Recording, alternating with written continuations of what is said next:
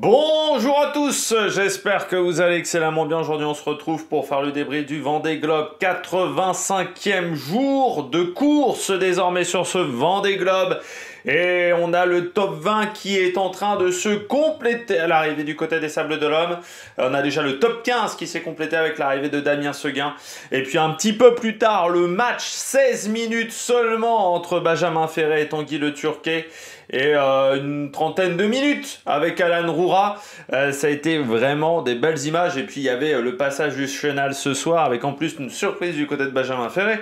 Donc ça a été une belle fête. Une belle fête aujourd'hui du côté des Sables d'Olonne. Si vous étiez en Vendée, je pense que c'était le lieu où il fallait être là aujourd'hui parce que ça a été vraiment une sacrée ambiance. Allez, n'hésitez pas à vous abonner à la chaîne, à réagir dans les commentaires, à mettre un pouce bleu, à partager la vidéo sur les réseaux sociaux, notamment auprès de vos proches. Je pense que ça peut les intéresser.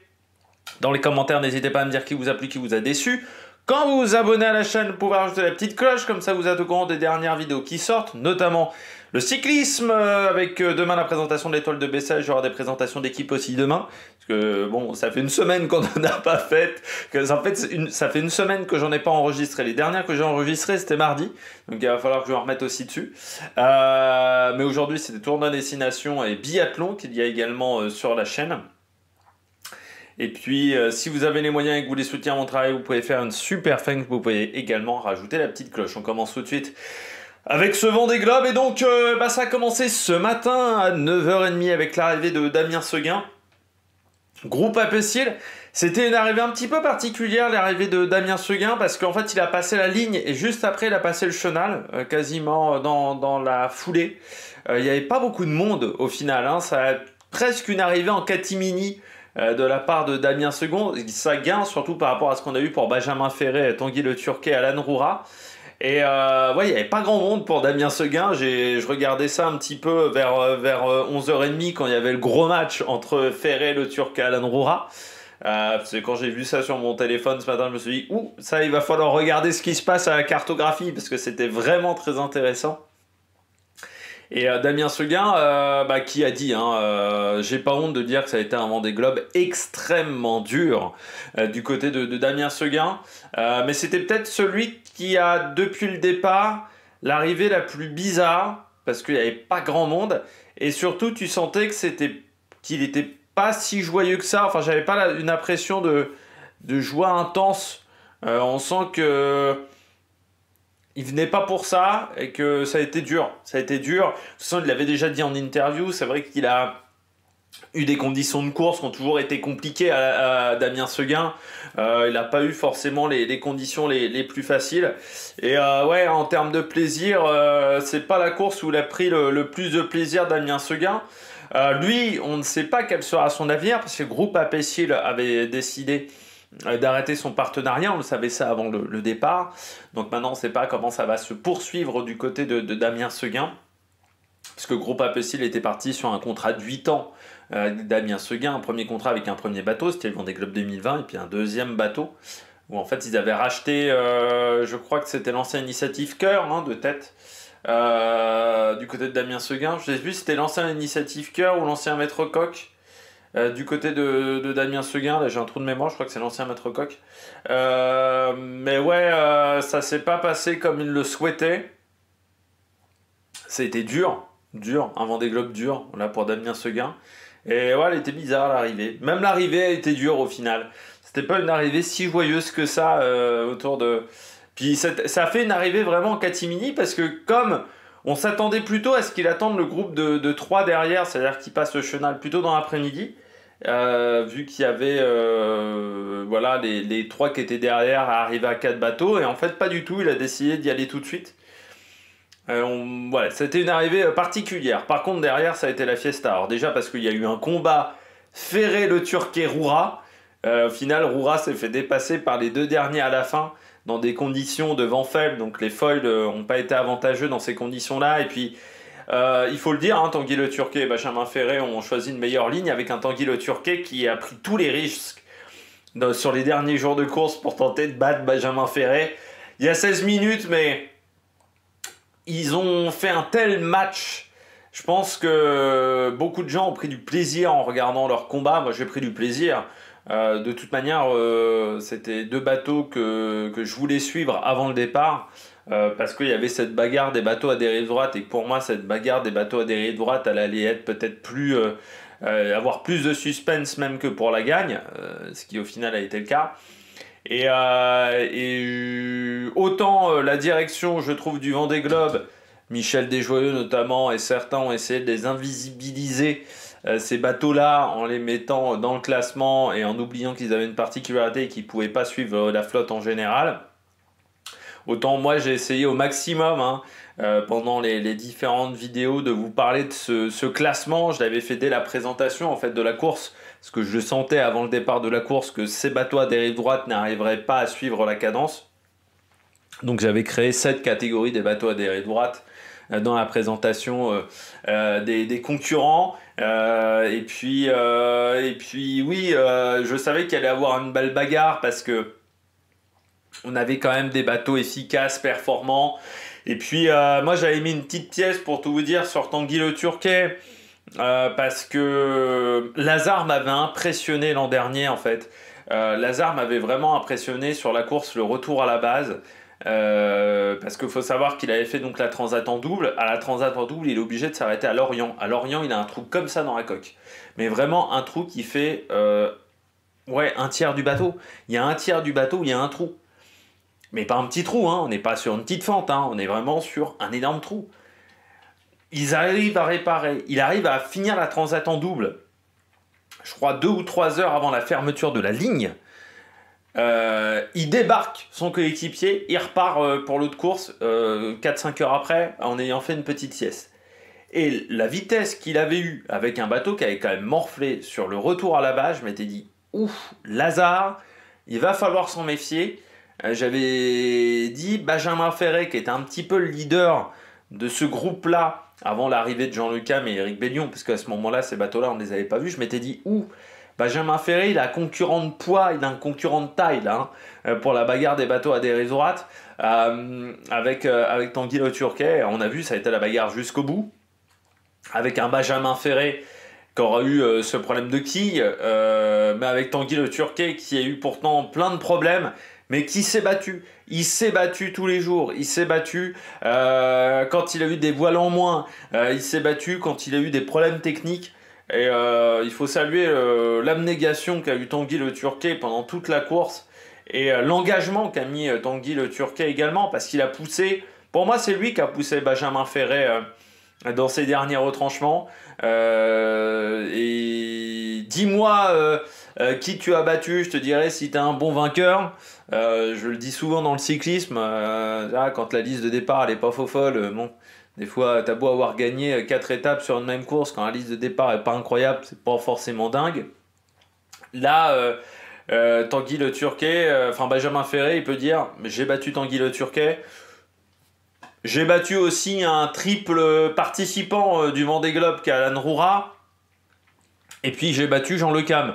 C'est quand même pas n'importe quoi avec un bateau neuf. Donc non, bravo Benjamin Ferré. Mais le niveau qu'a eu Tanguy Le Turquet avec un bateau qui, je rappelle, était plus ancien, Tanguy Le Turquet. Parce que Benjamin Ferré, c'est génération 2012-2013. Tanguy Le Turquet, c'est la génération 2008-2009. C'est une génération avant le bateau de Tanguy Le Turquet. C'est-à-dire que Benjamin Ferré, son bateau doit dater de 2011. Le bateau de Benjamin Ferré, il date de 2007. Il n'est pas beaucoup plus jeune au final qu'Antoine Cornic, que Sébastien Marseille, notamment, ou que même un Fabrice Amédéo.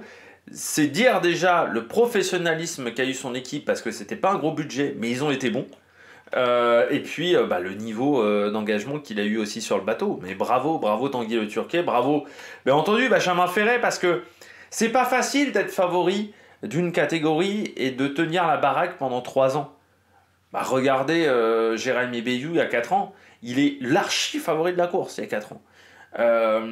Il a un problème technique dès le départ parce que c'est un Vendée Globe, parce qu'il peut tout arriver. Regardez Charlie Dalin, ça n'a pas été facile d'être archi favori pendant 3 ans, pendant 4 ans. C'était l'archi favori. Et Johan Richaud n'est pas passé loin de le battre. Il y a eu une vingtaine d'heures entre les deux.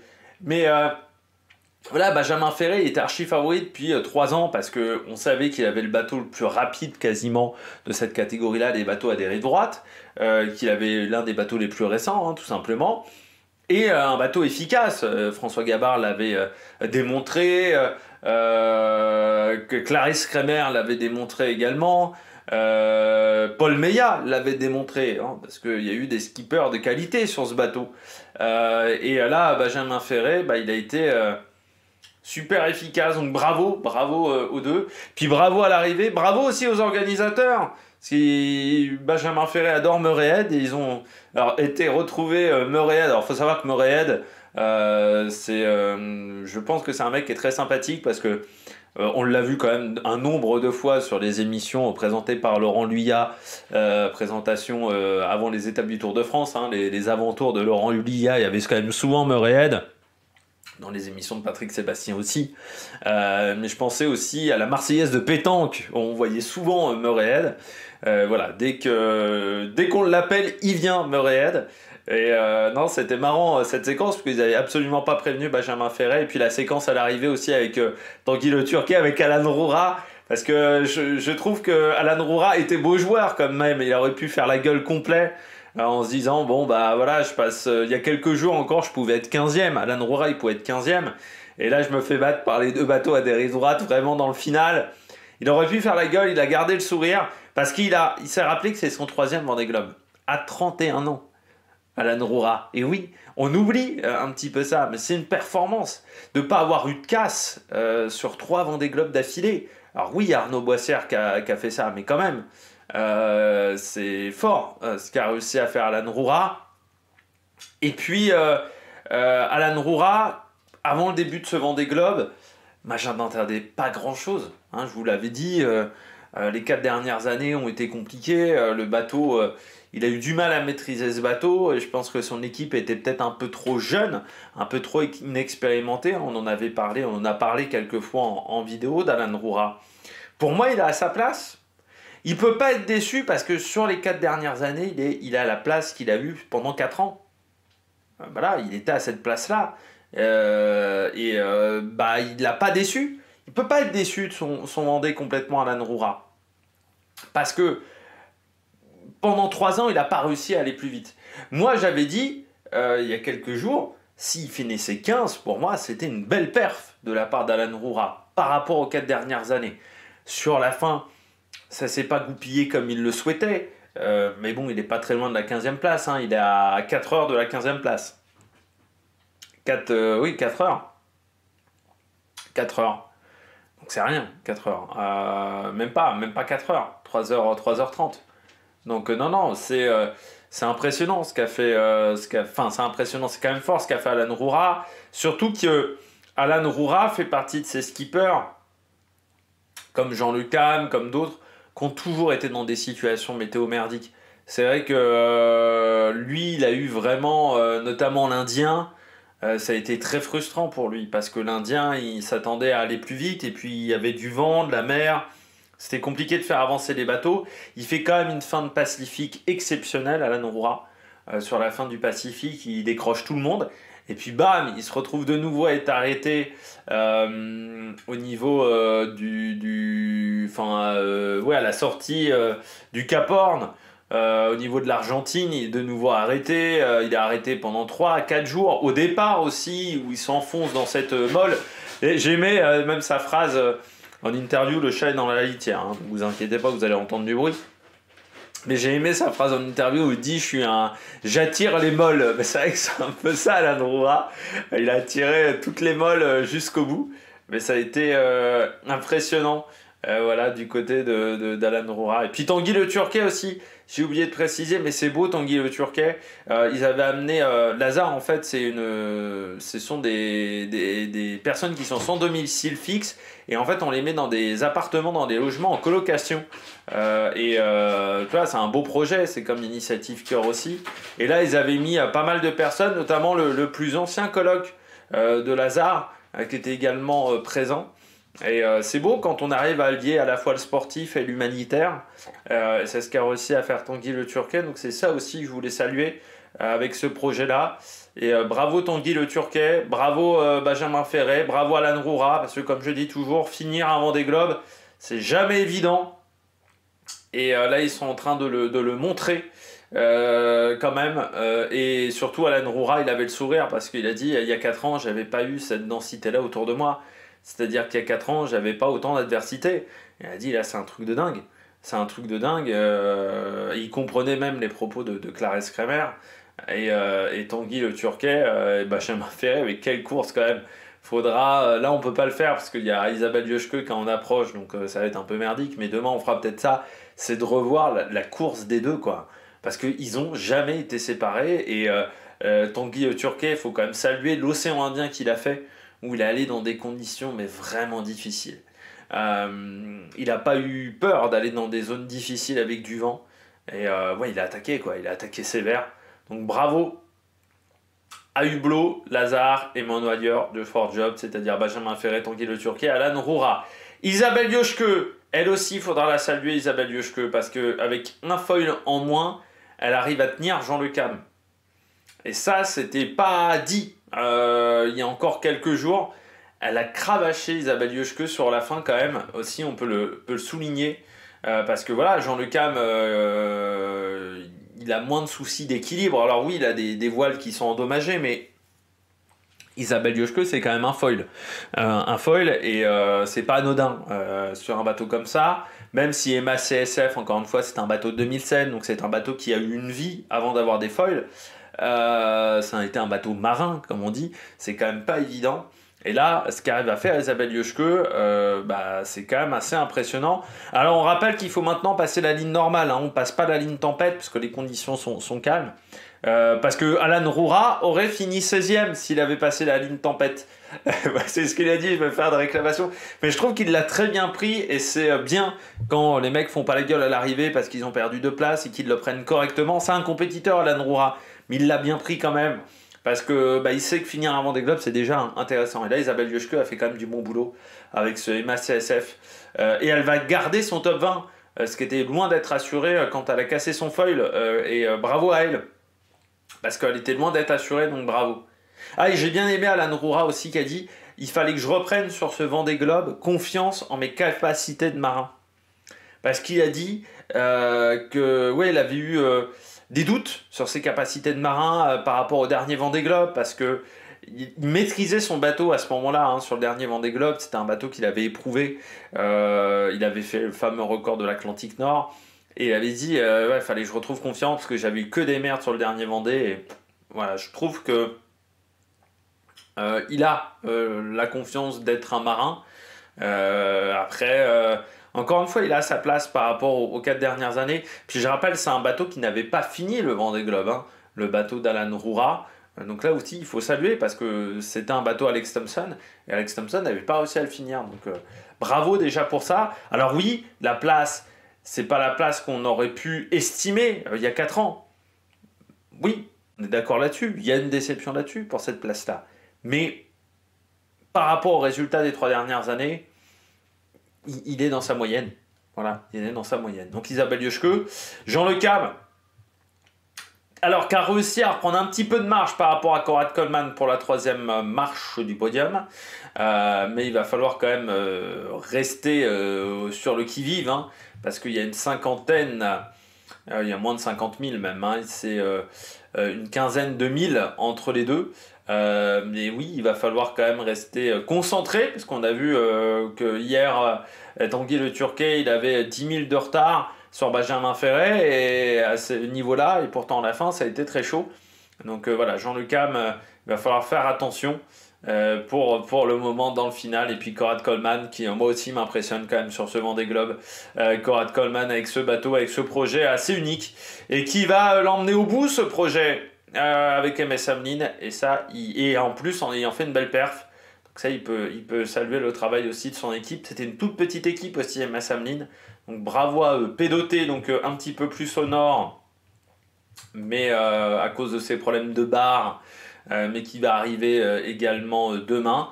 Et puis Guirec Soudé, qui a été arrêté hier, pas très longtemps, parce que là quasiment 375 000 du côté de Guirec Soudé sur les 24 dernières heures. Donc il a retrouvé pas mal de vitesse. Et puis derrière, il y a aussi un groupe de fous furieux avec Violette d'Orange, avec Louis Duc, avec Sébastien Marseille et avec Kojiro Shirashi. Donc on va voir comment ça va se passer entre Violette et Kojiro pour la 24e place. Et puis Louis Duc qui disait que maintenant son objectif c'est de profiter de ces dernières heures, ces derniers jours de course, de prendre du plaisir au maximum. Et puis Sébastien Marseille qu'on voit peu depuis son problème de moteur, mais qui est toujours là et qui va amener un bateau pas tout jeune, un bateau rustique. Foussier, c'est un bateau de 2006, mais qui est un bateau qui est assez rustique, hein, ce bateau-là, qui est un bateau dur.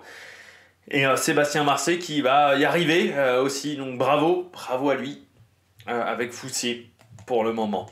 C'est l'heure des bilans en cette fin de course. Allez, Antoine Cornic qui disait les alizés, elles sont pas évidentes. Les alizés, ça tape, c'est pas simple. C'est dur de trouver la bonne vitesse. Et puis il essaye de préserver son matériel, parce que avec Arnaud Boissière, c'est sûr que c'est pas évident. Antoine Cornic qui continue avec une bonne vitesse quand même, 327 000.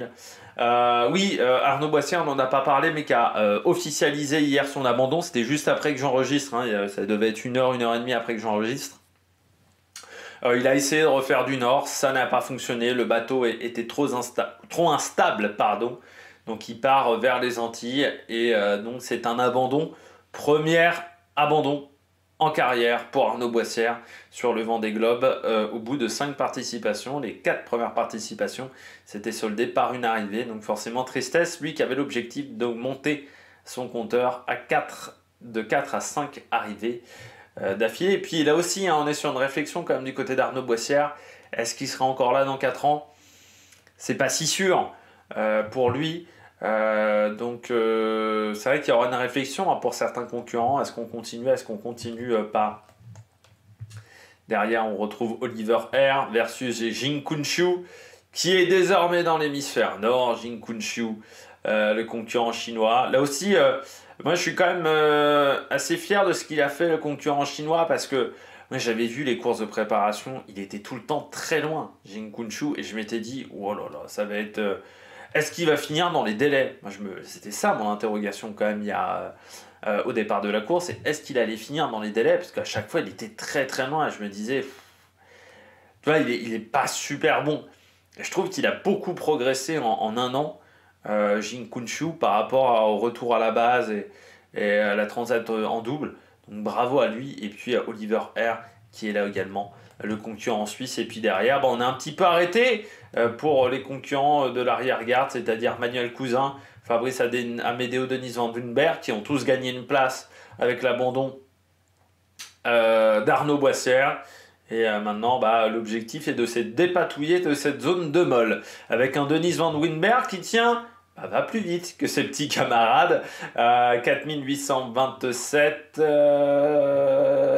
4006 et 4007, donc il est toujours dans 150 000 de retard, Denise Van Wunberg, donc c'est toujours serré dans ce match pour essayer d'être le dernier qui aura la clé qui fermera la route du Vendée Globe 2025. On regarde tout de suite les statistiques de ces 24 dernières heures.